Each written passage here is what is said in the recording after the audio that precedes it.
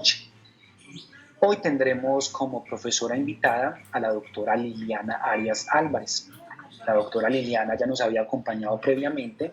Ella es médica radióloga, trabaja además en el departamento de radiología del Hospital Universitario San Ignacio. Es profesora de radiología en la Pontificia Universidad Javeriana en la ciudad de Bogotá, Colombia. La doctora Liliana nos presentará esta noche la conferencia Imágenes de tórax en infección por COVID-19. Doctora, adelante con su presentación. Muchas gracias. Bueno, espero que me estén oyendo bien. Lo escuchamos correctamente, doctora. ¿Y están viendo bien la presentación? Sí, doctora, se ve correctamente. Adelante. Perfecto. Entonces vamos a hablar de imágenes de tórax en COVID.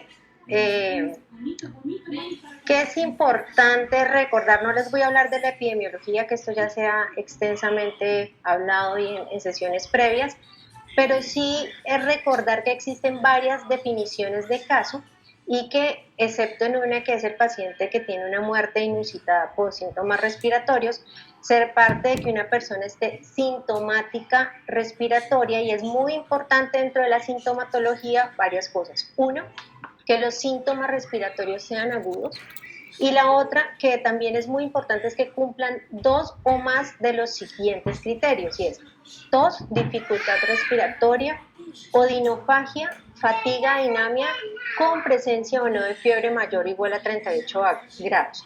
Y algunos dirán, bueno, pero ¿por qué es tan importante eso de saber la definición de sintomatología? Es porque en la práctica nos están llegando muchos pacientes que llegan sintomáticos respiratorios, pero no necesariamente esa sintomatología es aguda, son pacientes que llevan meses tosiendo, luego ese no entraría como sintomático respiratorio para pensar específicamente en COVID, o cuadros con tos productiva u otras cosas que nos deben hacer pensar, obviamente, en que tiene una patología respiratoria, pero no necesariamente relacionada con COVID. Recordemos además que no todos los síntomas son respiratorios, pero como voy a hablar de imágenes en tórax, vamos a tener más presente esta definición de sintomatología respiratoria. Sin embargo, ya sabemos que algunos pueden debutar con síntomas gastrointestinales o síntomas en relación con el sistema nervioso central. Lo que se espera es que de los pacientes infectados, el 81% tengan una enfermedad leve o no complicada, el 14% tengan una enfermedad que puede ser grave y solo el 5% requiera manejo en UCI. En cuanto a las pruebas diagnósticas, pues lo que se considera hoy como caso confirmado o caso positivo es aquel que tiene una PCR positiva.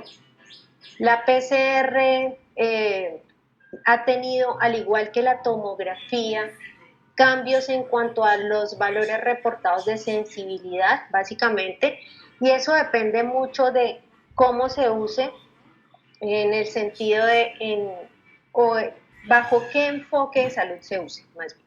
Entonces, por ejemplo, los primeros reportes en China de lo que pasó en Wuhan es que ellos hicieron a todos los pacientes que tenían sospecha de que pudieran tener COVID, así tuvieran enfermedad leve, o incluso en pacientes asintomáticos, hicieron tanto tomografía como PCR. Entonces, ¿qué pasó con eso?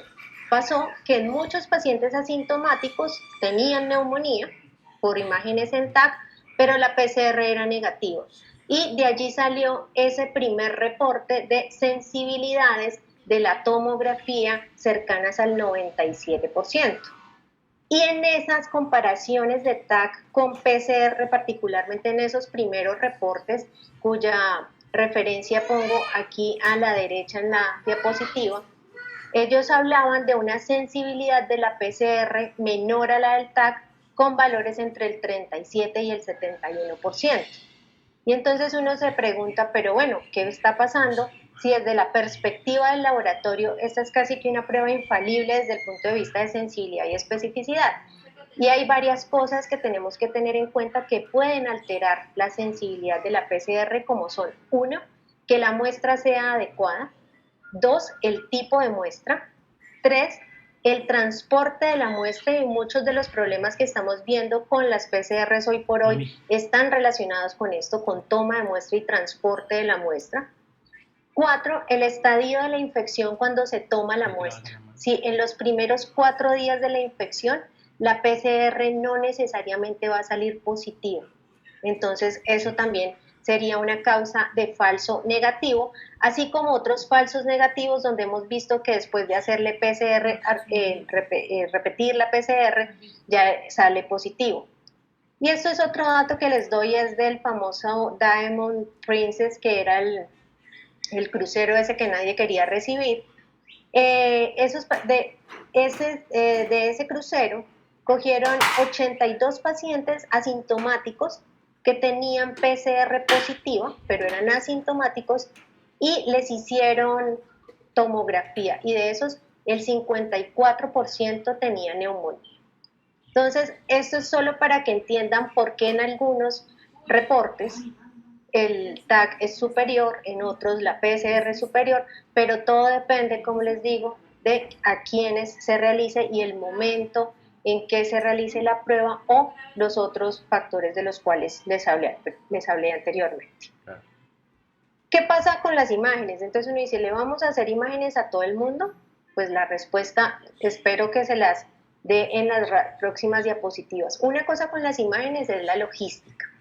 La logística, ¿por qué? Porque cada estudio hoy por hoy que se realiza en un paciente con sospecha de COVID se alarga y se complica por la necesidad de la adherencia estricta a los protocolos de desinfección. Básicamente, ¿qué tipo de desinfección se está haciendo? Aislamiento por gotas y aislamiento por contacto. Entonces, eso implica que todos los pacientes que llegan a tomografía o a radiografía lleven tapabocas, y que las personas que van a estar en contacto con ese paciente, es decir, el tecnólogo y la enfermera, tengan su tapabocas, gafas o caretas, guantes y bata. Entonces, esos son los mínimos, y después de que se toma el examen se debe hacer todo el protocolo de desinfección, y obviamente eso amplía los tiempos de toma del estudio. Entonces, además de la logística, voy a hablarle antes, y voy a hacer ahorita un como paréntesis, y es que les voy a hablar de que estas guías, o esto de lo que les voy a hablar yo, está básicamente, estrictamente relacionada con la radiografía convencional y la tomografía.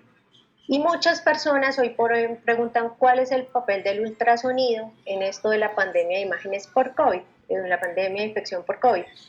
Y es que hay grupos, sobre todo de clínicos, emergenciólogos o médicos de la unidad de cuidado intensivo, anestesiólogos, que han hecho entrenamientos en ecografía, y muchos grupos, sobre todo los italianos, han sugerido que el ultrasonido podría ser una herramienta potencial para tanto triage como diagnóstico en COVID-19.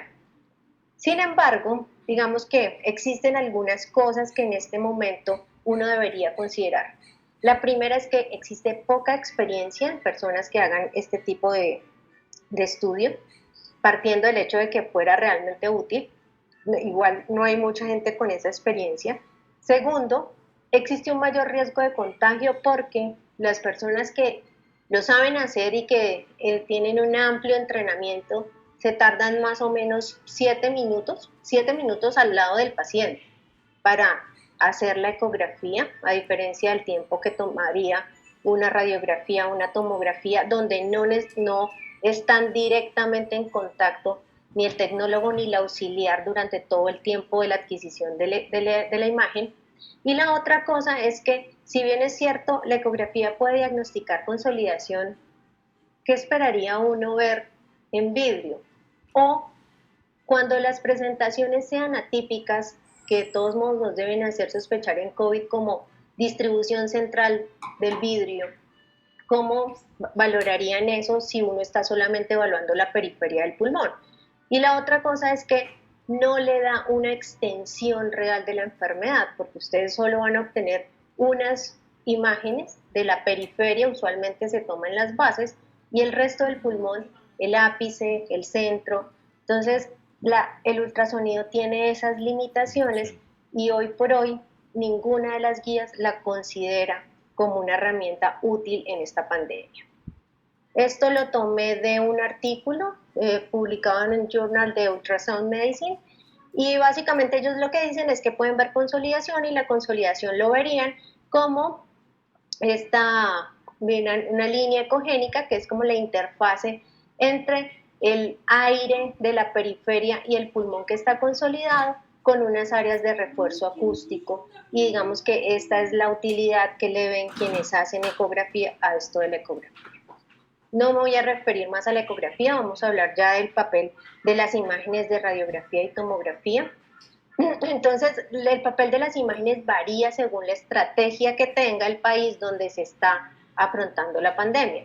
Por ejemplo, en Wuhan hubo una estrategia de salud pública que era la detección de neumonías en pacientes asintomáticos o una infección temprana, para coger a estos pacientes, aislarlos y disminuir el riesgo de propagación y de contagio.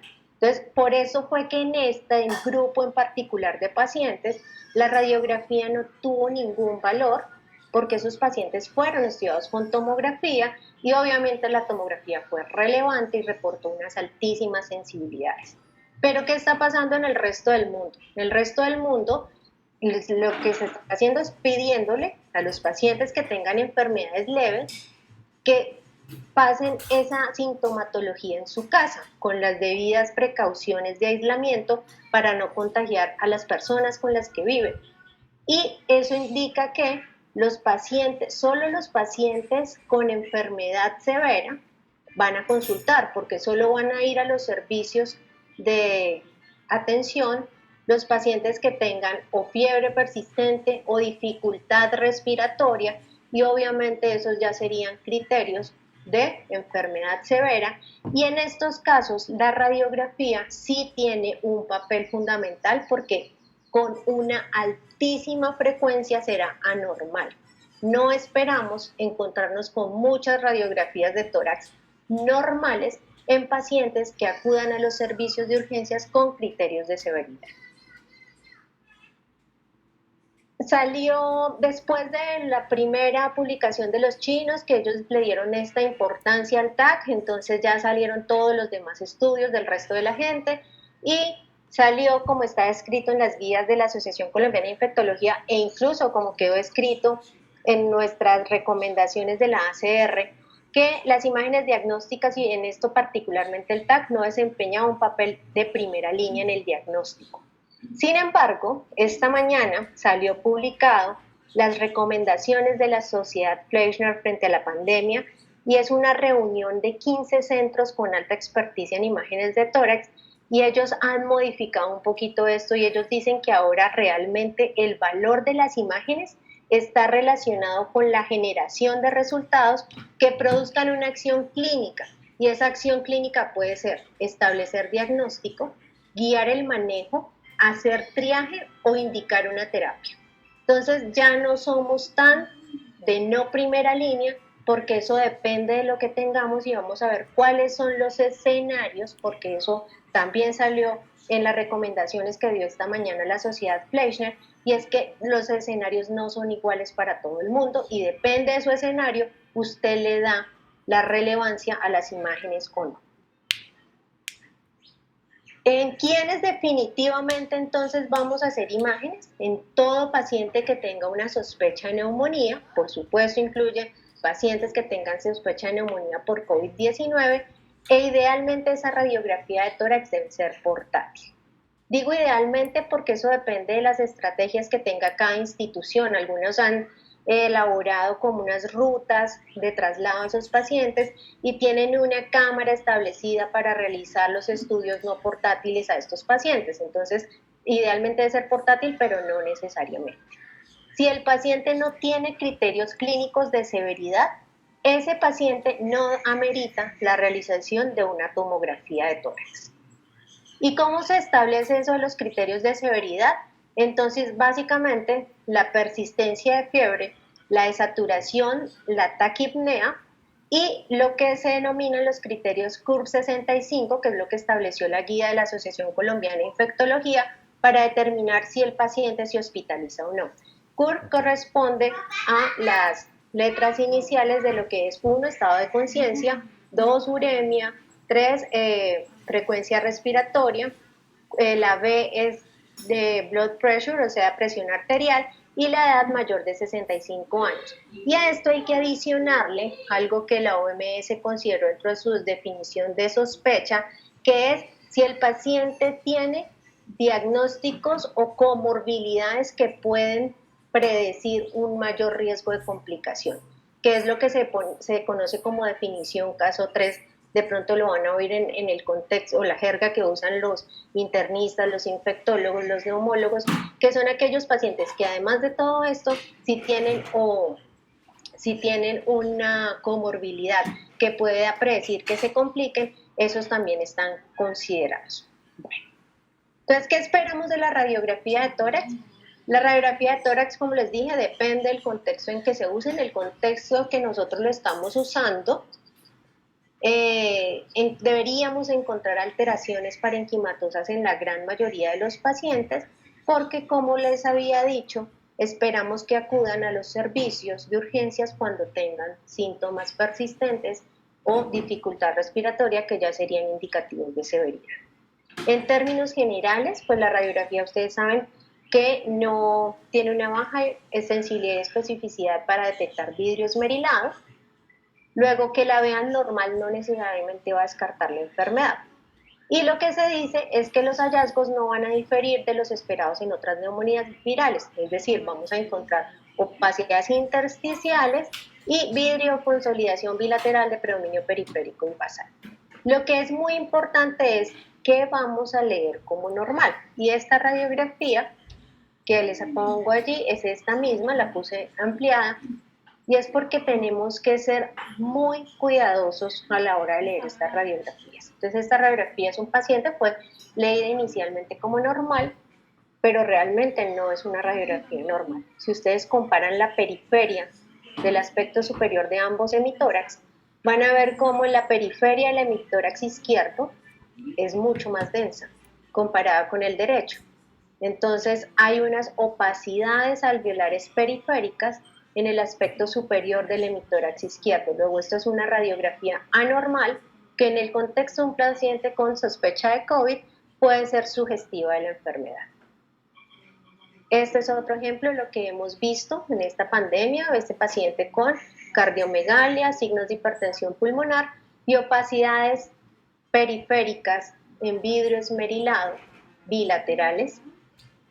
Este es otro ejemplo, un paciente joven que llegó con sintomatología aguda y desaturado. Miren cómo tiene un mayor incremento en la densidad de ambos campos pulmonares hacia las bases. Esto es lo que en este caso, es lo que se describe como clásico, las opacidades bilaterales de predominio basal.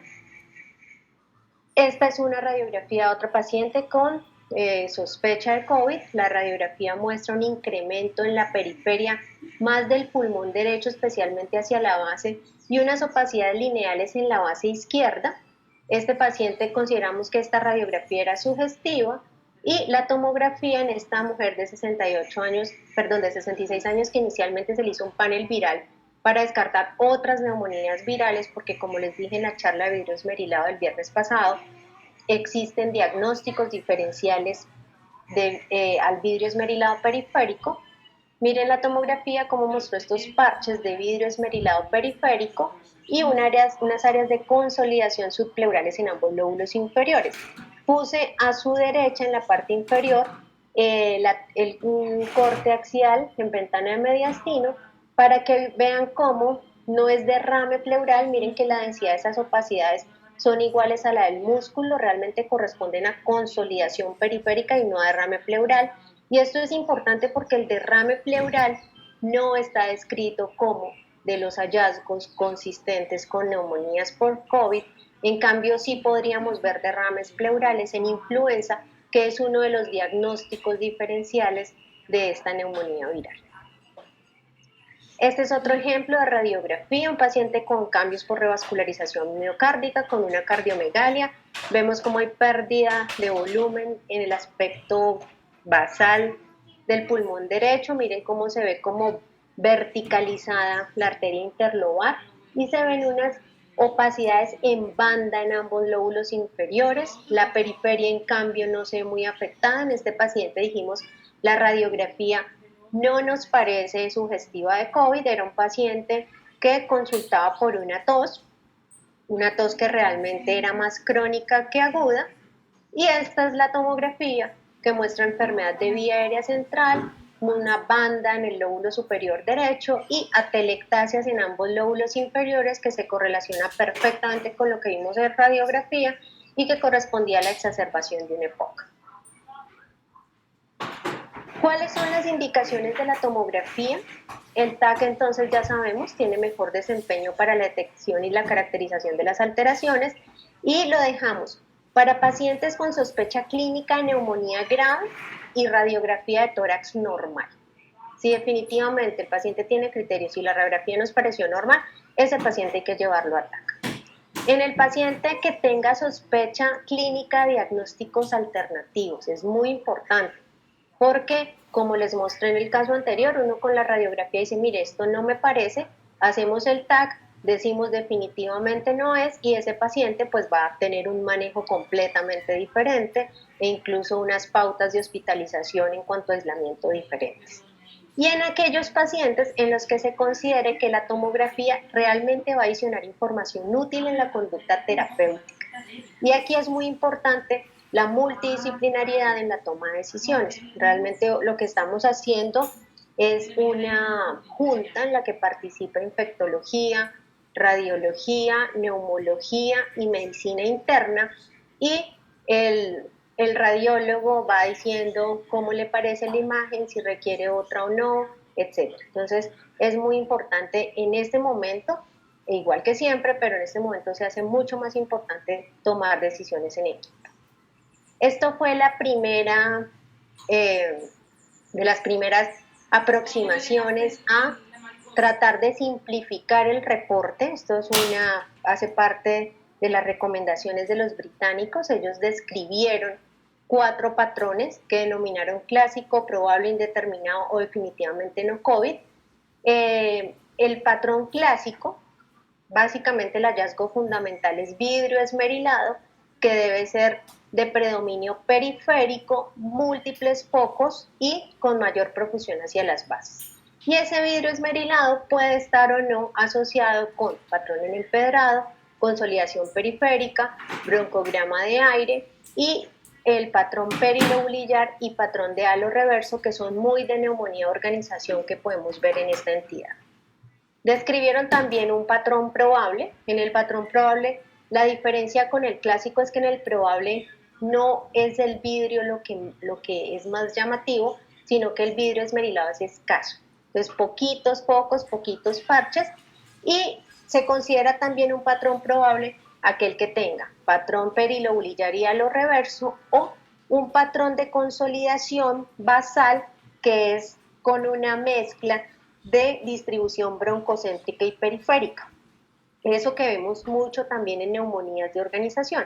Entonces, escaso vidrio y los patrones de halo reverso, de consolidación mixta, broncocéntrica y periférica basal y relativamente simétrica, y patrón perilobulillar sería un probable. Consideraron indeterminado lo que definitivamente no cumple ninguno de los de arriba, o lo que cumpliendo parte de lo de arriba no se ajusta desde el punto de vista clínico. Eso podría ser el paciente que, por ejemplo, tiene una esclerosis sistémica progresiva, llega con dificultad respiratoria, le hacemos TAC y tiene vidrio esmerilado periférico y basal. Pero en ese caso uno podría pensar que eso está relacionado con una neumonía intersticial no específica, porque es lo que más va con el contexto de la paciente. Entonces, esos casos serían los indeterminados. Y definitivamente, ¿qué es no COVID? Según los británicos, entonces lo que es neumonía lobar, o sea, consolidaciones lobares, de entrada no, lesiones que caviten no, árbol en gemación o nódulos centrilobulillares no, derrames pleurales y linfadenopatías no, y los pacientes que tengan claros patrones de fibrosis pulmonar establecidos, que no los vamos a ver en el curso de una neumonía viral aguda. Entonces, con base en eso que les acabo de mostrar, han salido varias cosas. Uno es que definitivamente si un paciente tuvo la indicación de tomografía y tiene un patrón clásico o probable con PCR negativa o en ausencia de PCR, eso ya sugería el diagnóstico y aquí hicimos algunos cambios. Entonces, ellos decían, diga clásico COVID, probable COVID, indeterminado no COVID. Entonces, desde la ACR, cuando nos reunimos para sacar las recomendaciones, pensamos que era mejor no necesariamente concluirlo como un clásico COVID, sino como una neumonía viral. Si ustedes tienen un patrón clásico o probable que sugiera una neumonía viral, esa debe ser la conclusión. Ahora, ¿qué puede ser un COVID? Claro, puede ser un COVID, pero recuerden que es que hay otras neumonías virales que pueden dar el mismo patrón. Entonces, digamos que esta fue una de las recomendaciones, no necesariamente decir clásico COVID y eso, sino que si los hallazgos se nos ajustan, lo concluimos como una neumonía viral y uno podría poner que en el contexto epidemiológico actual pueden ser sugestivas de infección por COVID-19, podría ser.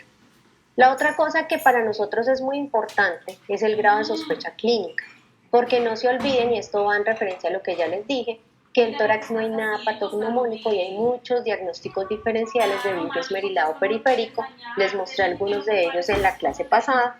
Entonces, de ahí la importancia que el médico ojalá diligencie bien su orden diciendo qué tan probable es la sospecha, ¿sí? Si es baja, media o alta, porque acuérdense que el rendimiento de una prueba diagnóstica está directamente relacionada con el grado de sospecha clínica.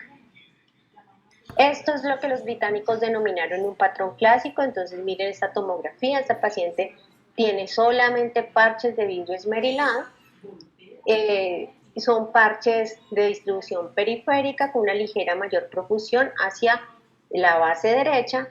Si vemos esto asociado a una consolidación o a unas áreas de empedrado o a un patrón perilobulillar o de halo reverso, esto seguirá siendo un clásico, pero el hallazgo fundamental es el vidrio esmerilado. Esto también se puede considerar un patrón clásico y lo traje porque esto podría tener algún grado de dificultad. No sé si ven que tiene unas áreas avasculares subpleurales que son pequeñas bulas y enfisema, y se ven como unos huequitos al interior de las áreas de vidrio esmerilado, porque este paciente tiene un enfisema de base, sobre ese enfisema está el vidrio hace evidente el enfisema que en las otras áreas no se ve tan claramente, y uno puede confundirse, pero si uno tiene la claridad de que eso es un enfisema de base y que encima hay un vidrio esmerilado, no tendría por qué prestarse a confusión y esto cumple las características de un patrón clásico. Este es un patrón probable, no tengo ejemplos de que yo haya visto de probable porque realmente la mayoría de los que hemos visto o cumplen con los criterios de clásico o no COVID, pero este es una cortesía del doctor Ocasiones, me lo mandó de Estados Unidos y este es un patrón de halo reverso, paciente con una PCR positiva. Entonces vemos el signo del atolón donde la consolidación va hacia la periferia y el vidrio esmerilado en el centro. Esto es lo que se consideraría un patrón probable o muy poquitos focos de vidrio esmerilado también sería un patrón probable. ¿Y qué es definitivamente no COVID? Neumonías lobares, como en este caso, una consolidación del lóbulo superior, de hecho con un derrame pleural que nos debe hacer más pensar en una etiología bacteriana, o aquellos procesos que cavitan, que igual nos deben hacer sospechar más de etiologías bacterianas. No consolida y no produce derrame pleural. Este es un ejemplo, este es un paciente que llega con un cuadro respiratorio agudo, tiene la radiografía muestra una consolidación basal izquierda, y la tomografía, desde la radiografía, que tenga una consolidación lobar, recuerden, es no sugestivo de infección por COVID, y miren la tomografía que muestra que el hallazgo fundamental de este paciente son nódulos del espacio aéreo y nódulos centilobulillares que tienden a la coalescencia y a la consolidación en el lóbulo medio y en los lóbulos inferiores. Este es un patrón, ya les dije, ni nódulos centilobulillares ni árbol en gemación son sugestivos de infección por COVID, así que desde la tomografía dijimos, esto no nos parece una infección por COVID, el paciente se le hizo obviamente su PCR y el panel viral que se hace al ingreso salió una neumonía por influenza 3 y se descartó COVID por PCR negativa y como les decía tiene implicaciones terapéuticas y de aislamiento completamente diferentes. Y esta es una mujer joven del área de la salud, consulta por dificultad respiratoria aguda, tiene antecedentes de asma, la radiografía, lo único que veíamos es una telectasia en la base izquierda y no nos pareció que fuera sugestiva para una infección por COVID. La paciente llegó en francos signos de insuficiencia respiratoria aguda, por lo cual si ustedes ven en la radiografía ya está intubada, y la tomografía lo que mostró son unas atelectasias subsegmentarias en los lóbulos inferiores de predominio en el lado izquierdo. Con esto podemos decir esto era una crisis asmática, definitivamente no es una infección por COVID y obviamente el manejo va a ser muy diferente. Eso también fue recomendación de los británicos y es como ya está establecido que la severidad de la clínica se correlaciona directamente con la severidad de la extensión de las alteraciones parenquimatosas, determinar desde la radiología si el paciente tenía criterios de severidad o no. Entonces, a mí me gusta esta y otra forma, lo que pasa es que implica calcular porcentajes y me parece mucho más engorrosa, esta me parece más fácil, y es decir, si tiene hasta 3 anormalidades focales y máximo 3 centímetros en diámetro sería leve, pero si tiene más de 3 anormalidades o con diámetros mayores a 3 centímetros va de moderado a severo y esa diferencia entre moderado y severo es muy subjetiva, ¿no? Entonces, pues entre más extenso, obviamente mayor severidad de la alteración. Y hasta allí vamos con los británicos, pero la semana pasada salió este consenso de los expertos de la Sociedad Radiológica de Norteamérica, además avalado por la STR y por el American College of Radiology y la RCNA, donde ellos evalúan los pros y los contras de tener un informe estandarizado. Entonces ellos dicen, mire, ¿qué tiene de bueno? Tiene de bueno que si el clínico no sospecha COVID, pues usted lo está alertando y lo puede manejar así. Tiene de bueno que si la PCR inicial es negativa, pero las características son típicas, eso casi que obliga a tener que repetir esas PCRs. Tiene de bueno que uno puede estandarizar el lenguaje y eso va a dar claridad, ¿sí? Y consistencia al reporte. Y que obviamente ya con fines a futuro de educación y de, no sé, mejorar herramientas, pues va a tener alguna utilidad. Pero ¿cuáles son los contras? Entonces los contras es que la verdadera sensibilidad y especificidad de las imágenes se desconoce. ¿Por qué? Porque ya les expliqué al principio de qué depende. Que los clínicos, si uno dice que es un COVID, podrían sesgarse a ese diagnóstico y que no debemos nunca perder la perspectiva de que existen otros diagnósticos diferenciales. Y la otra cosa es más desde el punto de vista de los pacientes, y es que algunos pacientes pueden sentirse bastante incómodos, estar aprensivos si terminologías como COVID o coronavirus pues aparecen en sus reportes. Entonces, ellos proponen otro lenguaje para el reporte relacionado con estos hallazgos. Realmente no es muy diferente, la verdad es que es muy parecido, solo que son más, diría yo, cautelosos con las palabras que usan para concluir.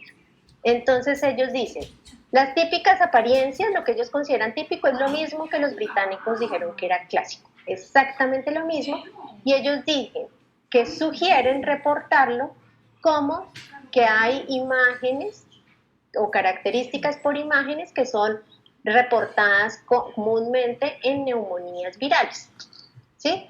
Que pueden estar relacionadas con COVID, pero que otros procesos, otras neumonías virales, otros procesos como neumonía de organización o incluso mencionan toxicidad por drogas, también pueden dar imágenes similares. Entonces es más una cuestión de utilizar términos adecuados a la hora de concluir. Ellos dicen que existe una apariencia indeterminada y en la indeterminada ellos hacen referencia a aquellos que no tienen las características típicas. Entonces ellos dicen, puede que el vidrio sea multifocal, pero no necesariamente periférico. Puede que no tenga una distribución tan llamativa como mostramos en los patrones clásicos. Entonces, esos parches multifocales que pueden también estar relacionados con neumonía viral o la presencia de muy pocos vidrio esmerilado podría ser una apariencia indeterminada, y también dicen que uno podría reportarlo como que estas son características por imágenes que han sido vistas en neumonía por COVID, pero que no son específicas y que incluyen otros procesos infecciosos o no infecciosos. Entonces, esto sería igual, sería una apariencia típica. Miren que en este caso, esto es como lo reportaron los chinos inicialmente, y ya lo hemos visto, son opacidades en vidrio esmerilada redondeadas. No cavitan, sino que esto es un área en la imagen central superior, en el lóbulo superior derecho, en el segmento posterior, se ve como un área de menor atenuación en el centro, es un pedacito de pulmón respetado. ¿Listo? No es una cavitación, miren que no tiene la misma densidad del aire.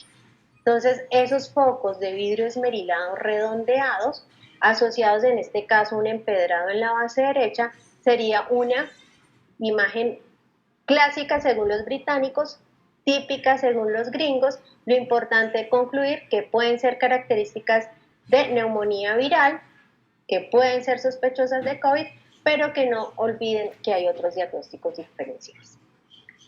Las apariencias atípicas, ellos los gringos dicen, o pues, la sociedad norteamericana, dice que se consideran atípicas cuando es una consolidación lobar. Eso es lo que para los británicos es no COVID, es lo que llaman los norteamericanos atípico, pero es lo mismo. Entonces, que si es lobar, que si es árbol, que si cavita, y que si tiene derrames pleurales y engrosamiento septal, eso definitivamente son incomunes o no han sido reportadas como características de COVID, de infección de neumonía por COVID-19.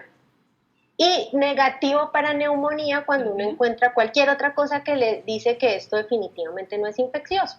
Entonces, no sé, si ven nódulos que sugieran metástasis, por ejemplo, o engrosamiento pleural con derrame, que sugiere más una neoplasia pleural, todas esas cosas que definitivamente no sugieren neumonía, pues reportarlas como negativa para neumonía. Mire que son muy parecidas. Yo pienso que uno puede usarlas indistintamente, pero finalmente lo que importa es la conclusión. La conclusión que no debe dejar de lado que pueden haber otros diagnósticos diferenciales. ¿Qué otras cosas se han considerado que puedan ser indicaciones de TAC de tórax? Los pacientes que son llevados a tomografía de abdomen y en las bases, por ejemplo, o aquellos que van a un TAC de cuello y en el aspecto superior se vea vidrio esmerilado, esos pacientes debería extendérseles el estudio al tórax y estamos en la obligación de reportar esos hallazgos. No necesariamente, como les dije, como COVID-19, sino como alteraciones relacionadas con posible neumonía viral.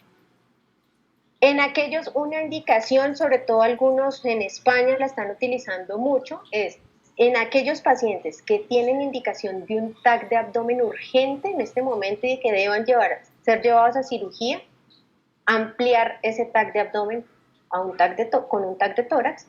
¿Por qué? Porque precisamente como hay pacientes asintomáticos que pueden tener neumonía, eso es importante para que el equipo que va a hacer todo el proceso de cirugía lo conozca, más allá de que en este momento en fase de mitigación debemos tratarnos todos como si fuéramos positivos para infección por COVID.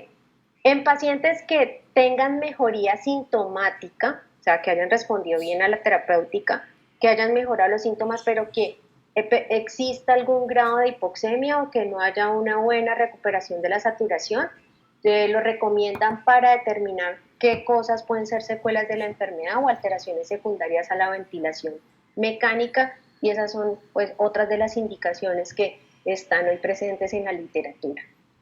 Y a quienes hacer seguimiento, entonces definitivamente no se hacen seguimientos de rutina, Si decidimos que vamos a hacer un seguimiento, idealmente debe ser con radiografía de tórax. Si los pacientes están hospitalizados y tienen signos y síntomas de deterioro clínico, esos pacientes se les debe hacer seguimiento. Y ese seguimiento, como les digo, se hace con radiografía, no hacemos tomografía, a no ser que definitivamente veamos algo en la radiografía que nos parezca inusual.